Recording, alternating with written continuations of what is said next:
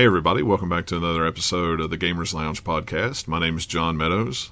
With me as always, Erik and Nathanael. What's going on, guys? How's it going? Not much. It is going. It is going. That is all I can say at this point. It is going. We're going to get right into everything. Might be a little quick show this week. We got a lot of things going on and got some stuff to talk about. So first off, we'll start with what everybody is playing. I'll go first because I got kind of a big list. I've kind of pieced around with a bunch of stuff this week. I finished Call of Duty Ghosts on the PS4. It took about 6 or 7 hours, I guess, was just the campaign. Okay, that's about standard. Yeah, I mean, it was about standard. And I didn't do any of the searching for the little, intel stuff and crap like that. I just played the story, which it actually was a pretty good story. But I think most of the Call of Duty games have a pretty good story to them. So I did play some Metal Gear Solid 5 Ground Zero today. Just a little bit of it. I haven't done a whole lot. Just a taste? Yeah, just a taste. Did the first little part of it. Played it maybe an hour. It's pretty good. I mean, it's really good. It's really interesting. It's very punishing for not doing stealth. Really? Yeah, it is. I'm not interested. Yeah, because Metal Gear Solid 4, you can run and gun. Yeah, you can run and gun in this one, but you're really pushed to be more stealthy than run and gun because they just, you may light up the entire map of people just by scoping it out before you get going, and there may be 5 or 6, and then all of a sudden you start shooting people. Oh my Lord! Metal Gear Solid 4, you could run and gun, but then Snake would have to stop and have a smoke. Yeah. You got to stop and have that smoke. Because I'm out of shape. But I don't know how long. I've seen some people say they can get through it in an hour. Some people hour? Yeah. Some people say they've played it 2 or 3 times and to do everything that they've put almost 20 hours into it. So, I mean, but it's being built on the new engine though, right? Yeah, it is. It looks really pretty. I mean, I might get it if it was 20 maybe. Yeah. Yeah, I mean, it's $20 on PlayStation 3, it's $30 on the PlayStation 4, so... I wonder if there's really a big graphical difference. I don't know. I really haven't seen any comparison shots yet. And I also played some Batman Arkham Origins the other night. I need to get back into it and finish it, because I'm about halfway through it anyway. I need to finish it before October rolls around, so... You know how long it takes me to finish a game sometimes. And I did play a little bit of the Lego Movie game, which is actually pretty good. Apparently, if you would rather play the game than watch the movie, play the game and you'll get the entire plot of the whole movie and all the cutscenes and everything. So it's very funny because it's got Will Ferrell as the bad guy in it. So it's I saw the movie. Yeah, I didn't see the movie, so it's pretty funny though. A friend of mine's wanted me to play it and see if it was any good for her kid, and I told her yeah. So.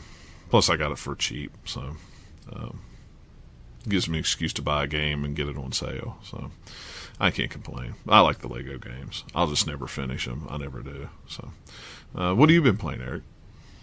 Not too much. Just some more Batman Arkham Origins. I'm liking it okay.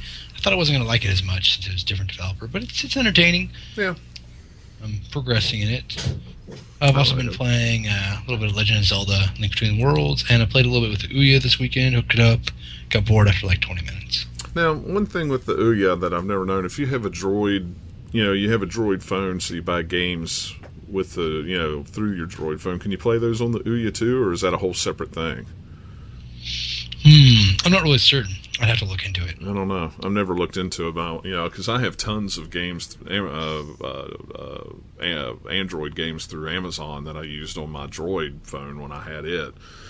And I had a lot of them.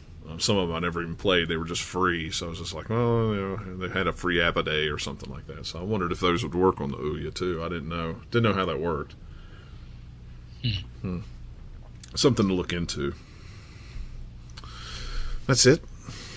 Yep, not too much. I mean, it's tough. This week's been long already. I understand. How about you, Nathaniel? What you been playing? Minecraft. Of course. I figured it was either that or Battlefield. I figured. Yeah, I didn't have it on the list because I didn't. Except then I played a little Battlefield earlier tonight, so actually I should type that on there too. So it's about the same as the last however many times in a row now. I just haven't had tons of time to play, so I just go to the couple things that I really enjoy, and then don't get any other random things in there. Yeah. That's cool. Have they done the when's the update coming for Minecraft? Was it 1.8 or something? 1.8, don't know yet. I mean, they're still doing snapshot stuff, and the way that it normally goes with those is the first couple snapshots add a ton of the new features, and then a lot of the snapshots after that are bug fixes and then a feature or two per one. And they put out a bunch of them to now, so we know a ton of different stuff that's coming, like a few new blogs and a few new kind of behind-the-scenes structure things and some, I don't know, there's lots of different things in it. Just little piecemeal stuff that adds up kind of for a normal update. It's not like 1.7 that was insanely huge, but there's still quite a bit of things in it. Yeah. But, yeah, they're still not quite finished. They've said, like, tentatively, like, possibly May, I think, is when it might come out, but they don't have a date yet for sure. Oh, okay, cool. I figured it was soon. It seems like they've been talking about it a while. So. We'll see this Thursday if there's any new snapshot stuff. Cool. Yeah, we'll find out because you'll keep us up to date on all that. See, that's what I like. I don't have to read about any of that. I'll just let you tell me. As soon as it's solidified, I'll be like, hey, it's coming and all this cool stuff's in it. This time it's not quite as exciting because there's a lot of stuff with command blocks, which I never use. Because you can't use them in survival, and they're more for kind of map making or like minigame type stuff. And they've added a whole bunch of new commands and things that you can do. So if you go on like a server that has a bunch of minigames, they might be using it for setting that stuff up. But as far as just like most, people who play Minecraft, you're probably not going to be doing any of the command block stuff. Gotcha. At least directly, but if you like to play adventure maps or if you like to play on servers online, you might see the fruits of it. Just you're not doing it directly. Right. So that's kind of cool. There's a lot of that actually. They've had a couple of different times where they've added several ones. So I'd have to look at the list, but there's probably like dozens of new commands and things that you can do now. Cool. That tweak different things. Cool. Sounds like fun. One of the funny things from last week is they had people I watched for Minecraft do videos on them. They did some upgrades to like minecart physics or something, but it was so glitchy that like you could have a hill, just like a straight up hill. They were trying to go down, and about halfway down it would just launch the minecart through the air for no reason. Oh Lord! It was pretty funny, and they kept landing in about the same spot, so they were like stacking on top of each other. It was pretty good. That's hilarious. Yeah, it would be pretty cool. Well, cool. I'm glad to see that Minecraft's still doing well. Should be out on the PS4 and the Xbox One before long. I'm expecting any time now for them to announce it. You would think, I don't know, maybe by the time for summer or something, so that they can put something out when there's no other games. Who knows? All right. Well, I know they're working on it, but I don't know if it's the same people who do the Xbox 360 version and stuff, or if it's someone else. I haven't looked into that. I haven't either. I was wondering about that. I don't know. We'll find out. I'm sure it'll be this summer. I would think that'd be a good time because nothing really big's coming out, and everybody loves Minecraft, so why not? Yeah. Well, plus, especially for Xbox, they do the summer arcade type stuff, so it seems like it would slot into that pretty well. Like, oh, hey, I'm coming out on the new Xbox One. Yeah, that's true. I forgot about that. So, cool. All right, well, let's get right into the news then. Right now, hot off the presses, like right before we started to record, Sony announced at GDC their Project Morpheus virtual reality headset for the PlayStation 4. Yeah, exactly. I say the same thing. The specs on it's kind of fancy. Yeah, the specs on it's kind of cool. It's a 1080p display, 90 plus degree field of view, 100 hertz tracking, 3 meters working volume, full 360 degrees. Supports forward prediction. Works if you wear glasses. You do have to have a DualShock 4 and a PS Move detection with the same camera. So some of the mock-up pictures that I'd seen, it actually the headset actually had a Move stuck in the band of it. So you had this huge light on the top of your head. Oh yeah. Now the prototype that they have on display here doesn't have that, so I don't know how they're working out. I don't know what's their desire behind this. I mean, it's just going to cost a lot of money, and I don't. Hey, look, the Oculus Rift has a little bit of traction, and people are talking about it, so we need one too. That's what I think it is. Yeah, I think it is too. But the problem with this, and even the Oculus Rift, even though Oculus has some things, is software. What the hell am I going to do with this thing? I don't know. Well, it's like if there's nothing for it, why would I need his headset, especially with all those crazy requirements? Exactly. Well, they said that they're going to have some playable demos at the Sony booth at GDC. They're going to have Thief, the game called Sony London Studios The Deep, and The Castle, and Eve Valkyrie, which I have no idea what that is.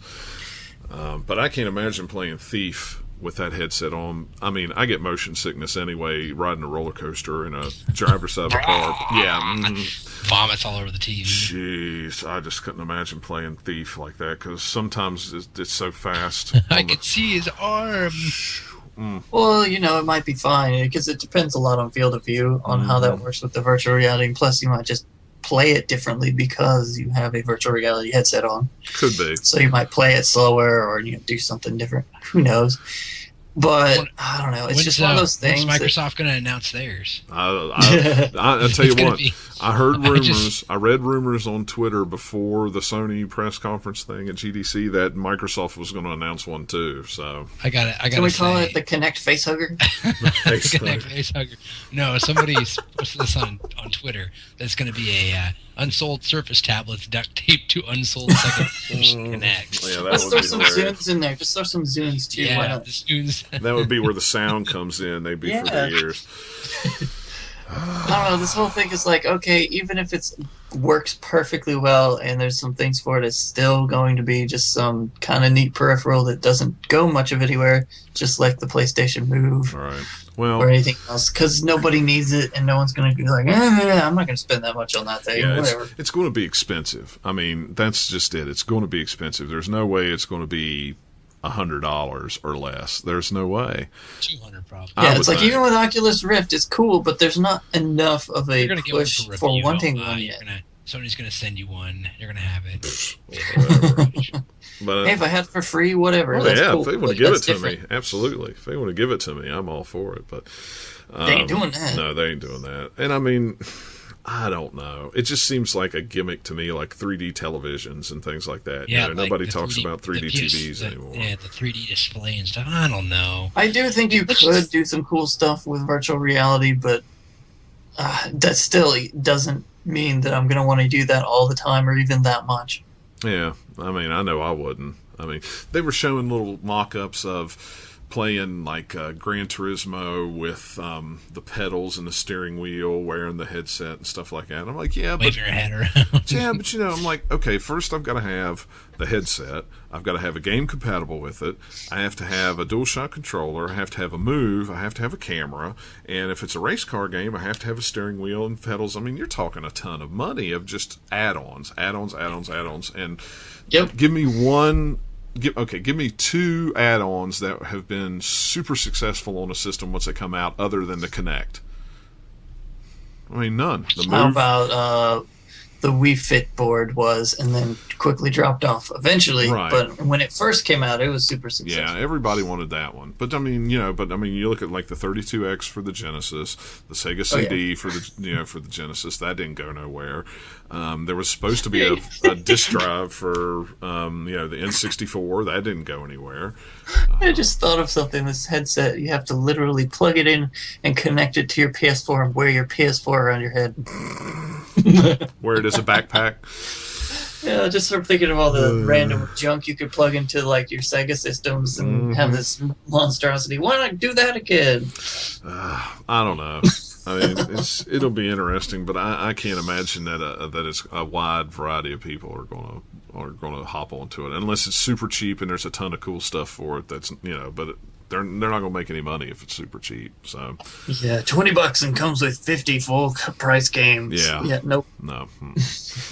Now, if it was something that was bundled with the system when the system launched, that's another story. If you could get a version of it with it all bundled together, then maybe that would have been more desirable. But I don't know. I just don't see. I don't see it. I don't see a demand for it. And who knows? It may not even come out just because they've got it, and there's no release date. It's still just in the prototype stages. So who's to say it'll ever come out? They could just go one day. You know what? We've decided we're not going to do anything with it. Who knows? Yeah, who knows? I mean, we'll see. We'll just have to see. Let's see. Last week we had a couple news stories about people leaving various companies, and this week it's no different. It seems like two more people leaving left and right. Yeah. I don't know if they just want to try different projects, or it's something like they just want to get out. Yeah. Well, first one definitely is. Yeah, the first one is Mark Whitten, the corporate vice president of Xbox, has left, and he's going to be the chief product officer at Sonos. Is that how you say that? Sonos? At Sony? No, Sonos. Sonos, same thing. Apparently he really likes sound bars, maybe. Who knows? I don't know. Yeah, who knows? Well, Sonos and Microsoft have kind of been buddy-buddy here in the past couple of years anyway. I've noticed when you see, like, sound bars on commercials for Xbox, it's usually a Samsung TV with a Sonos sound bar underneath of it or something like that. So, who knows? But, good for him. The other one that kind of surprised me was Jamie Grissmere, I think's how you say his name. I can't remember. Yeah, he left Sucker Punch. Yeah, he left Sucker Punch, and that one really... I had more details about that. Was it like... It didn't say. It just said that he was leaving. He didn't say what he was going to next. He didn't... it was just more of a confirmation that he was going. That was it. But that one really surprised me, especially on the eve of, infamous Second Son coming out. I mean, he was pretty much the lead designer on that game. It'll be out Friday, and here your lead designer's like, well, I'm out. So that kind of sucks. But hopefully he'll do something. He's an ex-Bungie employee, so who knows? He could be going over to back to Bungie to do some stuff with Destiny or something like that. Who knows? It's hard to say. I mean, I'm sure we'll find out in the next coming weeks or so. They'll probably eventually find out where he's going. This next article I found kind of interesting because I heard this a couple of years ago and nothing ever came of it. But Walmart is going to enter the used video game business starting March 26th. Yeah, they actually beta tested it a year or two ago, something with kiosks somewhere, and then never went anywhere with it. And now it looks like you're just going to do it at a service desk. Yeah. So that'll be interesting, especially since you've got Walmart's usually GameStops are in the same plaza as Walmart. So you could shop real easy. So now it's like, okay, so you could take your games to Target, Walmart, Toys R Us, GameStop. I mean, Best Buy. Best Buy. Bang for your buck. I mean, Walmart, I don't know. They'll probably be low end, I have a feeling. I would think. I mean, I don't know. It depends.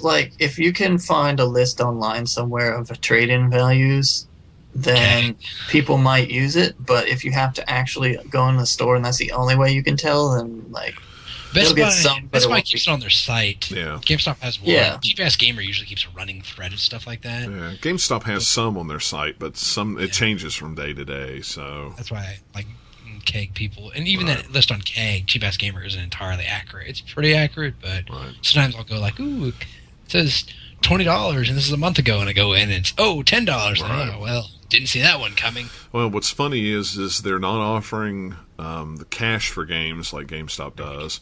And that's fine. GameStop's pretty much the only one that does. Right. Well, and I'll be honest with you. Mom and Pop stores. Yeah, Mom and Pop stores. Well, as far as that goes, but as far as the big chains, Toys R Us doesn't. And don't Best ever Buy trade doesn't. stuff to GameStop. Don't get cash. It's horrible. It's 30%. It's 30% less. Oh yeah, but I tell you what, around here it happens a lot. You'll get a lot of people come in just trading stuff for cash. Let me guess. You just go in there and you wait for that guy, and he's like, well, the best we can do is 25 cash, and then you just pull them off the side and be like, all right, no. Oh, I remember working there. There was people that would do that. I mean, all the time. They frown upon that a little bit. They do frown upon it, but you know what? I don't care. It never bothered me. Whatever. I mean, if people want to sell their stuff to GameStop and make no money off of it, then that's their business. Yep. The other thing that Walmart's not going to be doing, they will not be doing video game hardware trades. So it's just software only. Damn. Well, that makes sense because they don't. I don't know if you're even the biggest Walmarts don't have tons of space for hardware. They put a little bit under all of the games in their cabinet. Well, and they have like a few systems at a time, at least on the floor. They might have some more in the back, but on the floor, there's just a couple sitting there, if at all. Well, and, And it's a hassle. Plus, you have to test it and everything like that. Yeah, plus they'd have to hire people who are competent. They'd have to teach their employees. Oh. Right. Ugh. Scanning a barcode is one thing. For a game, you're like, that looks all right. Exactly. And I bet you half the people in some of the Walmarts around here are just going, I don't want to do this. I would, but Why, do you think Walmart people are lazy? No, I don't think they're lazy. I just think the people that sometimes they get working in Walmart's in the electronic department are just to the point they're just there. It's just a warm body to fill a spot. Yeah, well, there's that. Plus, then all the people that come into Walmart that aren't exactly the smartest sometimes. It's just a combination of the two can be hilarious to watch if you're not involved. Yeah, you're right about that. You are like right way about back that. when, I remember some guy trying to trade in something like a TV because of something stupid, and I was like, really? Okay, you should not even have that device at all. / he stole it. That's the topic for a show. Let me tell you something. That was what happened a lot at the GameStop I worked at. People would go over to the Walmart and they'd have the cheap bins of like the $10 games. They just take the discs out of them and then bring them over to our store and trade them in for cash. So it happened all the time. And Walmart didn't care. I don't know how many times the manager would go over there and talk to the manager of the store and just be like, hey, this is happening. Yeah, we don't care. Okay. Whatever. Yeah, they just don't want to pay. Like, you have seen that bin, right? Yeah. They just dump it. Yeah, they don't care. They just stuff those, and down on the bottom is nothing but a bunch of empty boxes of games. Just tons and tons of empty boxes. Nice. It'll be interesting to see. One, it'll be interesting to see how long Walmart does it for. It would not surprise me if they'd only do it for a year or two and then say, you know what, we're done. Yeah. So it may not be something. It just depends on how much they offer for it. That's true. Because if people get a good enough value, then that will slowly attract people to it. Yeah, exactly. Well, some people just go out of their way if they offer like, $10, $15 more than anybody else, which ain't going to happen. Well, but then that would get more people in there, and that would make it successful. They'd get more. And also probably depends on how many used games they sell, because once they start doing that. Right. And if neither one of those takes off, then they'll probably just quit.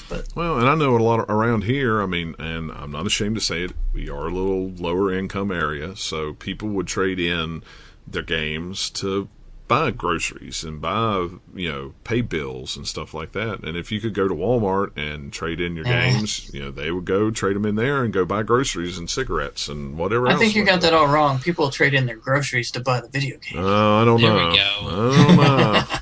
I've seen a lot of people come into the store that I worked at years ago just to trade in some stuff to go buy some food for their kids. So, yeah, that's different than buying liquor and cigarettes. Yeah, that's way different. So, who knows? It'll be interesting, though. We'll see. Xbox announced, or Microsoft announced the Xbox One April update with all the new improvements that have come. And this is one thing I always like about Microsoft is, every month they try to bring out a big update for their system, their current system to expand. Well, this is a new one. They didn't do that for 360. Well, they didn't do that at first on the 360. Once a year for the most, and then twice a year, a couple times. But yeah. Then it started to get more frequent towards the end. Last year they would do one. Well, with the 360, it doesn't matter. With this, it's much more important because they got to add all these features that aren't there yet, fix other ones. So putting frequent updates is a good thing. Yeah, it's a good thing, and this is the one thing that I kind of get aggravated with Sony is there's a lot of stuff that they could be doing on a monthly basis with updates, and they're not. They just bring out an update. Oh, this is stability issues. Like today, there was an update. It was nothing but apparently bug fixes, but they didn't say what bugs it fixed.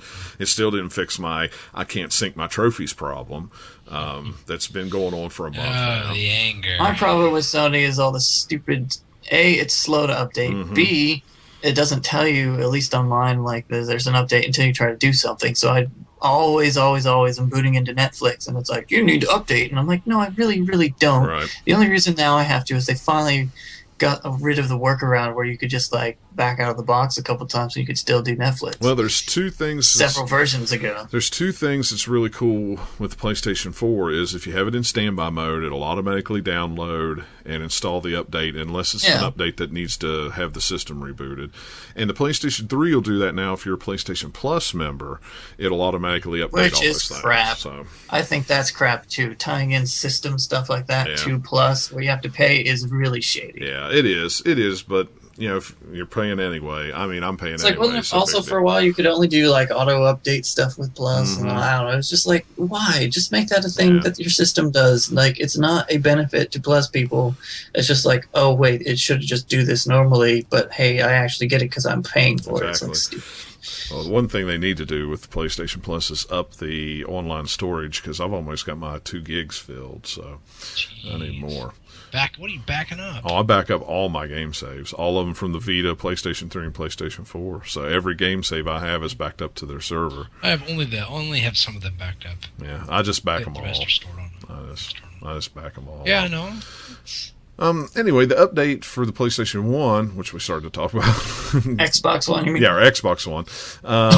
It's improved friend notifications, better DVR quality, Blu-ray output improvements, and stuff for the Kinect.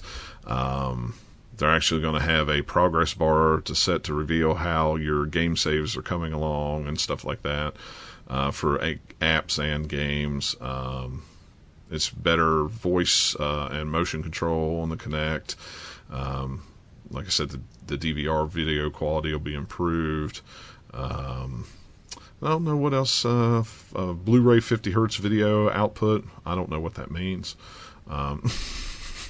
I mean, my TV does 120, so I guess 50, 60 hertz is pretty good, I guess. Maybe that's a European thing. I don't know. Yeah, that's more like, it's a European thing. It's the PAL versus NTSC kind of sort of thing in a way. British TV's at 50 hertz.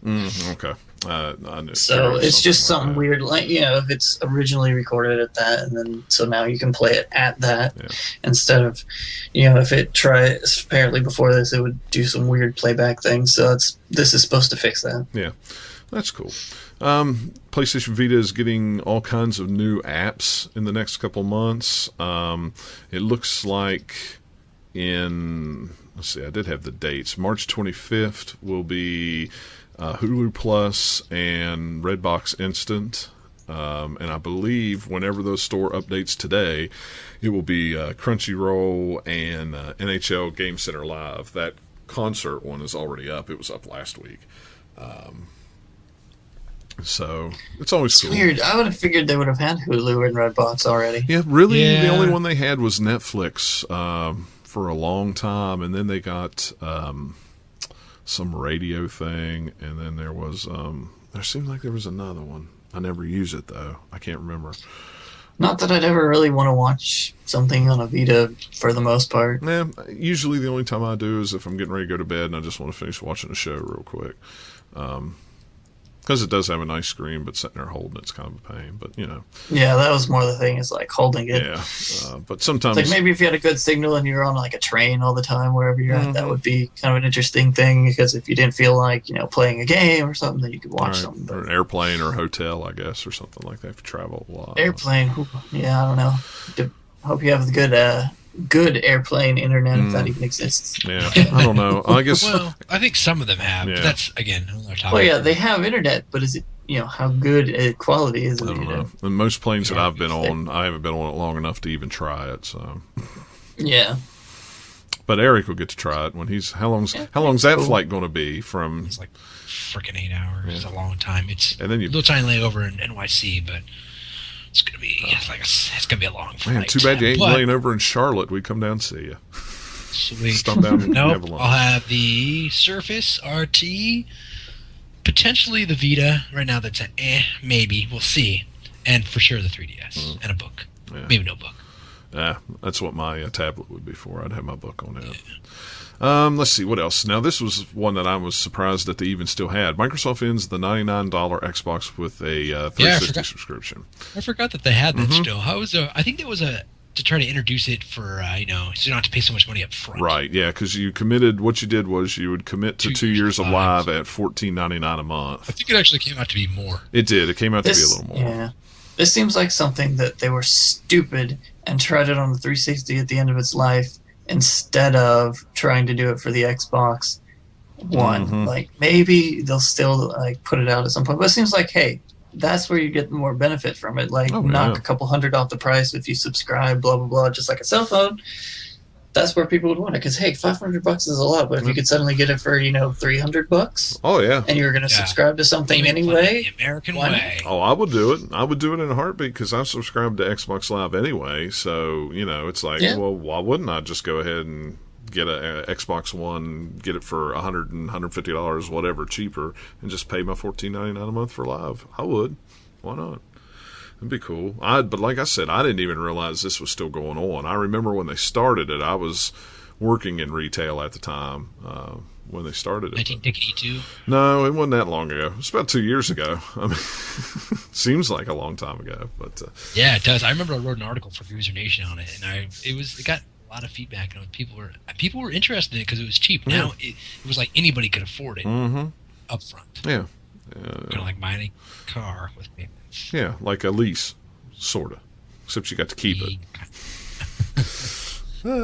But and it wasn't there some sort of clause in there too that if you something happened, your subscription ended, you had to pay back money. Yeah, I mean, if you canceled your subscription or didn't pay it within so much of a time, you had to pay the full retail price for the system, regardless of whether you were a year in or like a year and a half in or 6 months in. So. Yeah, I mean, it was kind of weird, but yeah, I kind of figured it would take off, but I guess like Nathaniel said, since it was the 360, it was kind of near the last 2 years of the system before the Xbox One came out. A lot of people just probably didn't pay. Well, like the problem with that is you could probably get a used 360 for not much more than 99 or maybe even 99 at some point. Yeah. Why do that when you could just get one and not have a subscription? I think back then you could get them for about $150 to $175, so $75 more. You'd get a better deal getting a used one. Yeah. Now. I mean, plus that's if you go to the stores, but if you troll Craigslist or eBay long enough, you might be able to get a better deal than that at that time. Probably. And then shortly after they started, it's dropped some more at some point too. So it's just like, maybe you experimented on that in the wrong fashion. Yeah, I think so. I think they did. Maybe maybe it would have come. Like if they had done it maybe 4 years ago. Yeah, about mid-console life, for about 4 years into it, 4 or 5 years into it. That probably would have made more sense. But at that time, maybe they were just selling so many of them that they really didn't care. That was kind of the heyday of it. Or they just hadn't thought of it yet. Yeah, it could be. I mean, if you'd have told me 8 years ago that, the Xbox 360 would have, still been around and been relative 8 or 9 years, I'd been like, whatever, console lives for 5 years, I don't care what you say. But hopefully I'm hoping that at least the Xbox One and the PlayStation 4 are around 8 or 9 years. I don't want to spend another $500 in 5 years. Really. Let's see. Sony is testing retail or rental links in the PlayStation Store. Now, Eric, did you check this out? Because I checked this out. I didn't know last week. I'm gonna have to check it out and see how much it is. If you're a PlayStation Plus member, it's nothing. If you go and click on the Catherine game through the PlayStation Store on your PS3, it gives you the option to when you click to buy it. 30 you drop it down and it says, do you want to rent it for a day? Do you want to rent it for 7 days? Or do you want to rent it for 30 days? And they're all marked free. So what you do is you click on it, and you just download the whole game, you play it for 30 days, and then it locks, kind of like PlayStation Plus does if you stop paying for your PlayStation Plus. What else did they offer? That was it. Catherine? That's the only one that I knew of that they were doing it with. I looked through a bunch of others. Test. Yeah, it's just a test. So the game is a bit strange. I've only played the demo, but maybe I'll fire up the PS3 now. Yeah, I haven't tried it now. And give it the old college try. When I tried it last week, I tweeted it out. I tweeted something about it Thursday or Friday. I could click on the 30-day or the 7-day, but it wouldn't. It would error. It kept throwing me an error saying that some kind of error. But I didn't. I haven't tried it again. So I was too busy over the weekend, and it was not something that I was thinking about. So. But when people were downloading it, if you go into your what do they call the thing with the licensing on it? Under your account, it would say Catherine PlayStation Now is what it would say underneath of it. So, interesting. So, maybe the PlayStation Now thing's closer than what everybody's thinking. Who knows? I thought that was cool. At least for some things. I mean, I'm sure anything PlayStation 3 you just throw on there.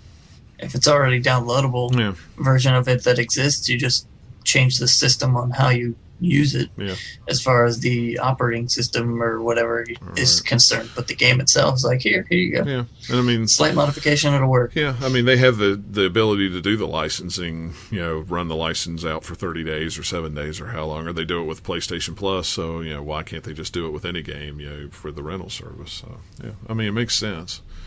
And the last little bit of news that I've got is Valve redesigned Steam controller revealed. It looks pretty much the same thing, except they put a button in the middle of it, and they put buttons down below the D-pad. It looks really weird. Well, it's actually a lot different. Yeah. Because, before it had the touchscreen thing in the middle, where it had different areas. I don't think they ever got it to be touchscreen in the prototypes they sent out. It was just, the 4 big square buttons to kind of simulate it. But now it's more like, take the Steam controller with the big circle pad things, but then add buttons that look like a 360 or something controller on it, diamond shape. It's not a D-pad, but it works like a D-pad. It's just still the diamond shape. Right. And then you also got kind of like the Steam button in the middle, just like a PlayStation or Xbox controller. It's different. It looks all right. Whatever. Yeah. I mean, I'm not sure how the touch pads are going to work. I don't know how well. I mean, that's my big thing with that is you got to have hands on to see how those circle pads with their haptic feedback and whatever other crap they're adding in there, how that actually works. Yeah. And it might be good, but you might not like it. Who knows? I mean, it's one of those ones you can't just look at and say, "Yeah, I've done sticks before or something like this before. I know what it'll be." Yeah. And that's why I'm hoping they'd have it somewhere where I could try it, feel it, and use it before I would buy one. I mean, if it worked really and really, there's not a good place for them to do that yet. No, there's really because it's not like you have Steam stuff in a GameStop. Yeah, I mean, maybe they'll start. Who knows? Yeah, I mean, I don't know. I mean, the only place kind of doubt it. The only place you'd probably be able to try it is if you were going to a trade show, to PAX or E3 or something like that. Yeah. So. I just checked Catherine, and the only thing that's left is the time trial for 60 minutes. Okay. They may have just had it. Better play fast then. That's a quick trial run. Catherine, speed run, go. Yeah. Those trials though for PlayStation Plus are not bad because that's how I did BioShock. I tried BioShock out with I got to play it for an hour. And then I've never used the trial. Well, what's cool is if you download it, I played like BioShock. I played it for the first hour, and while I was playing it, I unlocked a couple of trophies. Well, when I got done, when the timer was up, and I went and bought the retail game, I just pumped the retail game in, or if you want to download it, either one, and it picks up the game save and the trophies right off where my trial did. It's pretty cool. I mean, it works just like anything off Xbox Live Arcade. Yep, pretty much. Exactly like Xbox Live Arcade, except it's a full retail games. It's pretty cool, though. What is the full... I wonder if I've never gotten like a full retail one off of the Xbox thing, so I don't know if they did that as well, but I knew the Xbox Live Arcade kind of titles did. Yeah, I don't know if the retail ones did or not, but I know like you said, the live ones did, the arcade games did, but yeah, I mean, they have some old time trials. Yeah, I mean, it's pretty cool. I mean, it's something neat. All right, so real quick, we were going to talk about favorite PlayStation 3 and Xbox 360 games. You guys were going to talk about it the week that I wasn't here, but you guys decided to wait till I came back, so I figured it was a good week. We appreciate your input. Oh, well, I appreciate that. That makes me feel good. But and moving along. Moving along, yeah. So, so who wants to go first? I'll go first. All right, go ahead.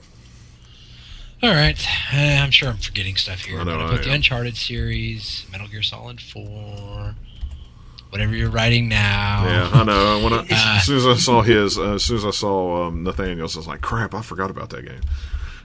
Yeah, Mass Effect series too. Yeah. I forget about that. That's the thing with that generation that goes for 8 years. There's so many games that you've played. I only finished Mass Effect 2 actually, and I never played the first one. Oh, really? I know. That was silly. Well, think about this. It wasn't on PS3 for a long time. You're right. That's true. And I didn't have a gaming PC. That's true.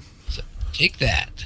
See, now I've got to pull up my Xbox account and look through games. Okay, I put GTA 4 on there because I had a lot of fun with that. Red Faction Guerrilla, Assassin's Creed Brotherhood, probably my favorite Assassin's Creed game of the last gen. Portal 2, it's a great game.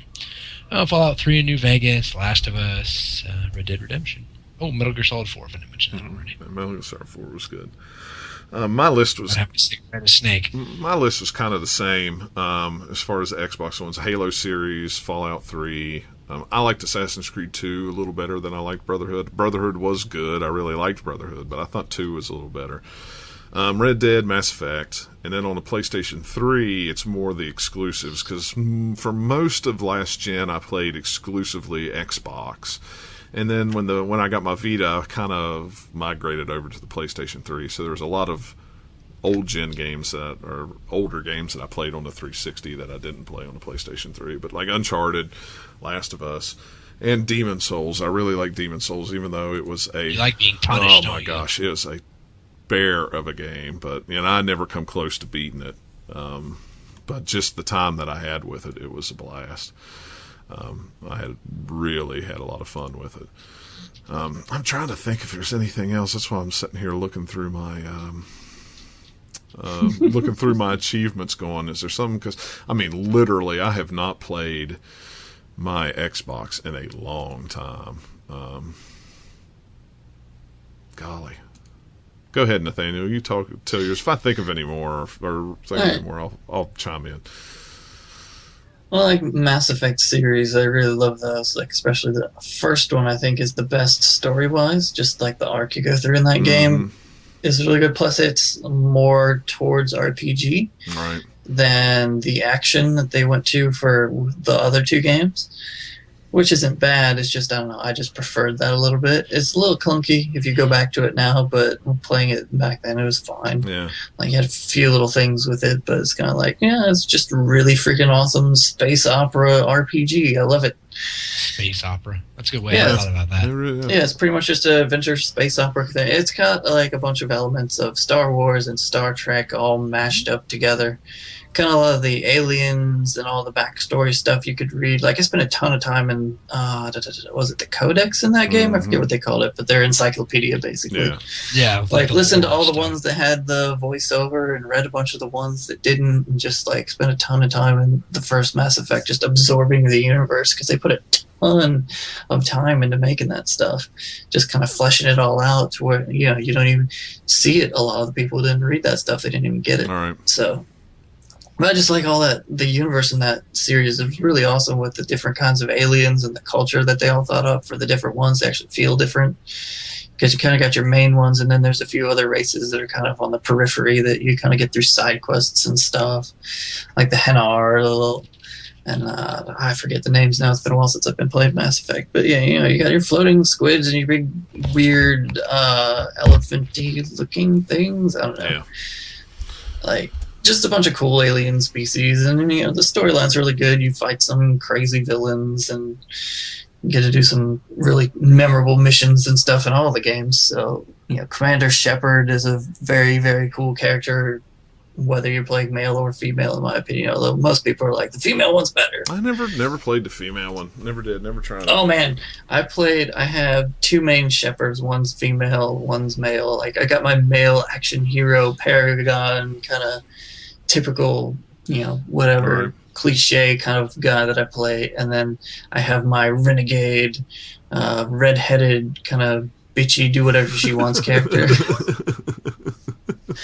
She's just like, I'm in it for me and my crew, and whatever, I'll do what I have to do to get things done kind of character. Yeah. I've played through it all like that way. So much fun to do it. You see so much different stuff that way too, like especially with the interrupt stuff, or just the options and dialogue you eventually get if you go further down the Paragon or Renegade trees. Lots of cool different content in those games depending on how you played it. That might be. And also, like, even though everyone complains about it because they're focusing on the wrong things, Mass Effect 3 is totally different, like based on what you've done in the first two games. Yeah. But it's all like story and character type stuff peppered throughout, but everyone's all like, oh, the ending, it's not like 500 different endings based on what I did. Like, so that's not what they promised people. Right. Just they said that they're all like, it would all influence stuff, and based on your saves and all that, it would plug in and be different. And there's lots of stuff that is like, some characters will be dead in the last game if you didn't save them in the previous games, and, like all sorts of stuff. Like with mine in number 2, it was the it was the doctor who I didn't save. He ended up dying. So, and you know what? I never finished 3, so I never finished 3, so I don't know how that played out. So, yeah, the first game you have one of 2 characters that is definitely going to be dead, and then you have another character that could be dead, and then the second one you can have lots of them dead. So by the time you get to the third, just that variable like changes things. But there's also stuff tied into side quests and all sorts of stuff that is just like really I bet it was a nightmare to come up with all that stuff. I mean, I just can't imagine like that. You can only put so many things, even if you have a large team in there, and I think they did a great job with tying it up, and it had a really, really cool ending that I loved, and I never ever went back and played the extended ending once they changed it or added to it. Although from what I hear, it doesn't really like change anything, just sort of like kind of flesh it out with a little bit more of a video to it. I don't know. I never bothered to look into it because I just loved the goof, because it went crazy sci-fi at the end, and I loved that. Yeah. While most of the internet was screaming. Yeah, I remember. Oh, God. Anyway, move on to other stuff on my list. Talk about Mass Effect all day. Oh, yeah. Uncharted, I really like. The first one's pretty good. Second one's my favorite. Yeah. The third one was okay, although I didn't like it at first because I had so many control issues with it. Yeah. Just from the AI in the game was just a little too weird, in that you couldn't get a foothold. They're always like fight behind you, and there's no way to really like post up in some of the areas. And 2, the shooting mechanics were different. Like why they bothered to even change them from 2, I don't know, because they were perfect in that game. Yeah.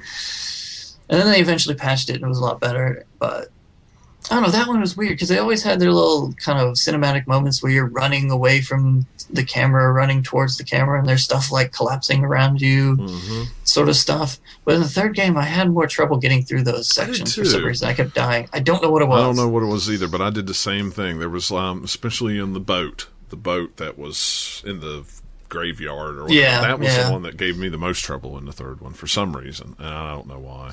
I had trouble with the Burning Mansion mission but it's just like dumb little stuff that annoyed me in that game, but overall that game's still awesome. Oh, yeah. Other games, Red Dead Redemption, played a ton of that game. I played through all the single player. I played a ton of multiplayer with my friends, just doing co-op, running around to all the different I guess what were they? Hideouts, I guess what they call them. Taking out all the guys. Then they put out the co-op stuff, and we did those, and we did a little bit of the competitive stuff, but mostly we were just like, hey, let's roam around and do stuff. Let's see. I played the zombie DLC add-on. Was pretty. I awesome never played all that. I played some of it, but I never played all of it. Yeah, I finished it. It was pretty fun from a story standpoint. But they added like a ton of crap in there too. It's like you get all the different horses of the apocalypse, and you could go like find a Yeti or the Bigfoot or something. I forget what they call it in the game. And Sasquatch. Yeah, Sasquatch. That's what it was. I don't know, some other random little side quest stuff plus all the story. It was like a pretty meaty expansion thing. Probably about as much as any of the GTA 4 expansions they did. Yeah. Maybe not quite as much as one of those, but close. Cool. All right, quickly move through the rest of my list. Burnout Paradise is pretty awesome. It is. My favorite racing game from that generation. Yeah. I well over 100 hours in that game, just getting all the collectibles and cars and smashing all the signs, all that stuff. There's just a ton of stuff to do in it. Yeah, like just the way they did the online in that game with just like free running around and have all the little challenges, or you can set up races. It was pretty smart. And eventually they tried to do some of that again, but I don't know. It's really weird. That game was just like a dumping ground of stuff. Like, here, let's do all this stuff, and then, oh, by the way, since we couldn't fit it all in the game, let's just do a bunch of free updates and add a bunch of other stuff, and then we'll start doing paid DLC. Like, that game was crazy. Yeah, it was. It really was. And I think it wasn't super profitable from DLC perspective, even though gamers appreciated it, because EA and stuff never did that ever again for any other game. Right. Yep. It's weird, but you're right. I mean, they didn't. But if they had, that game was there was just so much stinking stuff to do in that game. Then they added motorcycles, and I was like, oh my gosh. Yeah, they're fun for a bit, but they, I don't know, there's like 4 motorcycles, and you would crash so much on those things because you get going so fast, and you just couldn't control it super well. Yeah. Unless you're like really, really, really, really like good at the twitchy stuff, because it's hard enough with the cars, man. But they can take a little more damage. Motorcycle, you get like barely clipped and you were gone. Right? Yeah, that's true. it's still fun though. Plus, they didn't have, if I remember right, they didn't have the crash physics on the motorcycles mostly, or maybe it was like your rider disappeared and the motorcycle still kind of just slid, but it wasn't as crazy as all the cars. Which was half the fun of that game, because it's like you crashed, but you didn't care because they had all the procedural crashing, so depending on how you ran into stuff, it was always different. Yeah. Cool. Let's see. Assassin's Creed, a lot of that time in that game. I really love the first game, and the second game is really good too. Yeah, I do too. I think I like the second one the best of all of them. Yeah, I don't know. Of the Ezio series, I guess I should say. Oh yeah, of the Ezio one, sure. I really, really like the first one though. Like a lot of people go back and say, but I'm like, I don't know. Yeah, I liked it. It was despite good. its quirks. Yeah, it did have some quirks, but I liked it. Especially played at a time, it's like one of the first ones you just really get lost in that universe and just go. Mm-hmm. Like you just get sucked into it, and I really like the games that do that to me. Let's see, and a couple of multiplayer type entries. Well, Red Faction Guerrilla is both single player and multiplayer. Oh yeah, but it's still that game. I played quite a bit of it, and it was very creative in some of the stuff it did in the multiplayers, and just all the destruction you could do in that game was a lot of fun. Yeah, it was. It was. But hey, Sledgehammer. Awesome. You get frustrated with people just smacking it with a sledgehammer. It cures it right quick. Makes you feel a whole lot better. Yeah. And I put the two kind of Battlefield games I played a lot on Xbox were Battlefield Bad Company 2 and Battlefield 3. Yeah. Both of those games are a blast. I'm just sitting here looking through my list of achievements and games I played in my activity on Xbox, and there's just so many good ones in here that I like so well. There's Batman, there's Tomb Raider. Let's see, getting down here older. Let me scroll down here and get down in the old stuff. Let's see, get by all these. Gears of War series was awesome. There we go. I put Batman Arkham Asylum on the list. The best Batman game. Dragon Age 1 and 2. I really like those a lot. Yeah, there's so many like Dragon Age. I spent a ton of time with that one too. Enslaved was I liked really it all good. right. Did you ever play Enslaved? It was okay. I liked Enslaved, but I wouldn't put it on my favorites. No, I wouldn't put it on my favorites, but it was pretty good. There was one I saw down here, and it was way down my list that I totally forgot about. There's Splinter Cell. Mirror's Edge. I love that game. I think that game was good. Yeah, like I said, 8 years is a lot of time for games to come out. Like I didn't say anything like the Saints Row games. 2 and 3 were a lot of fun. Prince of Persia I liked it too. It was pretty good. Yeah, I really liked the one that the cell shaded reboot. Yeah, I liked it a lot. Yeah, my activity on my Xbox 360, 409 games is that I've played on it. That is insane. Yeah, I'm not that high yet, but yeah. Then we haven't even gone into really some of the arcade stuff. Oh, yeah. There's several good ones in there. Well, Minecraft. Right. Eventually there's the monster that took over. But what are some of the ones I played? Trying to remember. What's the Metroid-y one?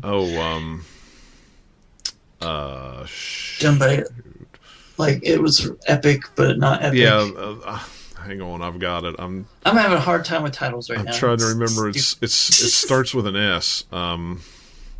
Oh crap! It should be on my list. I'm looking for it. I know what one you're talking about. It's not like a super memorable title. It's kind of generic, but it was a lot of fun. But anyways, yeah, it was like because you shot with you aimed with one stick and shot with a button or something. Wasn't it? Oh God, what was that game called? It's driving me crazy, and I don't see it on my list. Shadow Complex. Yeah, Shadow Complex. That was it. Jeez, that took me forever to scroll down and find that game. Good job, us. Way to go. I knew that's what it was you were talking about. I just couldn't remember. I knew it started with an S, but that's all I could remember. But yeah, it's totally an old school 2D Metroid game from the map to all just the way you upgrade your equipment. And hey, you suddenly have access to new areas and different stuff. Yeah, that game was great too. Yeah, there's a lot of games. And that's what I told somebody the other day. I'm like, if you haven't bought a PlayStation 3 or an Xbox 360, some of my PlayStation 3 friends never bought a 360 and vice versa. I'm like, there is a ton of games on each of them. I mean, you could not have to worry about buying a next-gen system for a couple of years and still have a ton of good games that you've never touched on the current-gen system. So, yeah, there's so much. There's those old Burger King games on my list. Yeah, I mean, you can get The Walking Dead downloaded on that system, or Mark of the Ninja, like tons and tons of really cool. And a lot of people like Braid, like so many. Fez was one that came out. Braid was good on the 360. I have it on the 360. It was really good on the 360. I just thought of another of my favorite games that I need to put on here. Alan Wake. Oh yeah, Alan Wake was really good. I forgot about it. That game has so many weird, goofy, janky things about it, but that only makes it better, in my opinion, because it's totally like a Twilight Zone / Twin Peaks video That's game. exactly what I was going to say. Twin Peaks. It's exactly like Twin Peaks. You're right. And so, just like any of the like those, and some other kind of like low budget kind of horror in quotes movie from like the 60s or something. It's got a lot of that aesthetic to it. But like the storytelling in that game is great, despite some quirky issues with the engine. The faces look kind of crap in points, and sometimes they don't animate very well. Like Alan Wake has wide open mouth syndrome sometimes. That game is so much fun. It is really fun though. And when you're not like in cutscenes, it still looks pretty good. And like the lighting system in that game with the flashlight tying into the way the mechanics work was a lot of fun. Yeah, it was. And to burn off the darkness before you could kill him. Yeah. And Alan Wake, man, you're the worst smoker in the world. You have to smoke like 15 cartons a day because like you sprint. That game was so dumb. Okay, dear Alan Wake makers, when I am scared, adrenaline kicks in and I can run longer. Not the backwards way you have it in Alan Wake, where it's like you can run pretty long when there's no like scary things about it. You can just run around and then you'll eventually get tired and breathe hard. But if there's like one of the stupid darkness things there chasing you and you're in the fog in the middle of the woods, it's like you can run 5 steps and you're like heaving and you start moving slower. And they did that to up the tension in the game. It was kind of frustrating at points. You're like, come on, just run, Alan, run. No, just run. For the love of God, run. But yeah. I think that had that game come out like, I don't know, 3 or 4 years later, towards the end of the console, it would have been one that people would have put on Twitch a lot with the face cam. Because it's not as scary as some of the other ones people do that have gotten really popular, but it still would be kind of funny watching someone play that game. Would.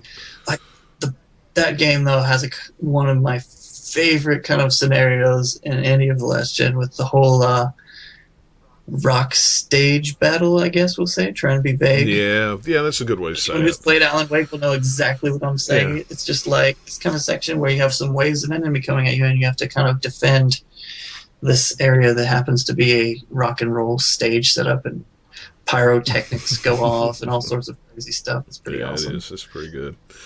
Yeah, I mean, there's just so many good games on the 360 and PlayStation 3 that, do yourself a favor. If you don't have one, if you haven't got one or the other, go get one, play some of these games, because there's some really good games. You can get them really cheap now, too. That's the other thing. I mean, probably half of these games. Is there anyone out there left, really, who's not had one by now, who is really interested in one? Because, man, they've been out a long time. Well, look at Eric. He doesn't have a 360. He's always went PlayStation 3, so, Well, still, I mean, a lot of these are talking about are also multi-platform. But, I mean, some of the ones that aren't, it's worth it to go out and get you a cheap Xbox and get you a cheap copy and play it. Some of them you can get on the PC, at this point, Alan Wake looks really good on PC. Yeah, it does. I have it on PC. I haven't played it on PC, but I bought it on a Steam sale, and I've just been sitting on it. But yeah, I think I got it from Humble Bundle. Yeah, maybe that's where I got it from, was a Humble Bundle. I don't remember now. Because they had the one, I don't know how long ago it's been now, but they had the actual like Alan Wake Humble Bundle. Yeah, because it had the DLC, it had the little extra.